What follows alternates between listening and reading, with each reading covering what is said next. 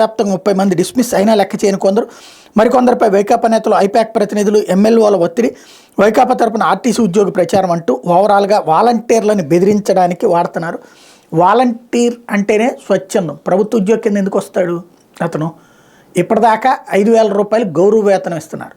అతను ఏ పార్టీ తరపున పనిచేయాలన్నటువంటి అతని ఇష్టం. మొన్న మధ్యన జనసేన తరపున పనిచేయాలా? అతను జనసేన తరపున పనిచేస్తే నన్ను ఉద్యోగం నుంచి తీసేశారని కూడా రాయలేదు అప్పుడు. కాబట్టి ఇక్కడ వాళ్ళు పార్టీల తరపున అయితే వాస్తవంగా అనెథికల్, ఖచ్చితంగా అనైతికం. ఎందుకంటే ఇప్పటిదాకా వాళ్ళు నిష్పక్షపాతమైనటువంటి సిబ్బంది అని భావించారు. ఎందుకు? పార్టీలకు అతీతంగా అందరికీ సంక్షేమ పథకాలు అందించారు కాబట్టి, అంటే వాళ్ళ జేబుల్లో డబ్బుల్లోని కాదు, ప్రభుత్వం చెప్పినట్టుగా నిష్పాక్షికంగా చేసుకొచ్చారు. ఇప్పుడు వాళ్ళు పక్షపాత ధోరణితో వ్యవహరిస్తడం అనేటువంటిది ఖచ్చితంగా అనైతికమే. ఆ యాంగిల్లో రాయాలి. కాకపోతే కాన్సెప్ట్ డిఫరెంట్ వెళ్ళిపోతుంది. వాళ్ళు ఏదో నేరం చేస్తున్నారు అన్నటువంటి కోణాన్ని. ఇక్కడ చట్ట ప్రకారం అయితే కనుక ఇది ఉండదు. ఉద్యోగం ఈ పనిలో ఉన్నప్పుడు అది చేయకూడదు. ఖచ్చితంగా వాళ్ళు రాజీనామాలు చేసి చేయొచ్చు. అదే సందర్భంలో డిస్మిస్ చేసుకునేటువంటి స్టేజీ ఎందుకు వస్తుంది?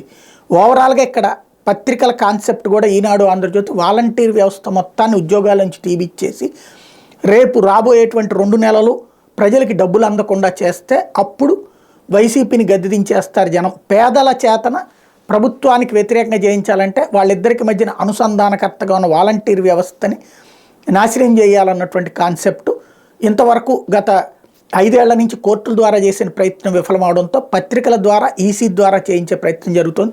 మరి సక్సెస్ అవుతుందా, ఫెయిల్ అవుతుందా అనేటువంటి చూడాల్సి ఉంది.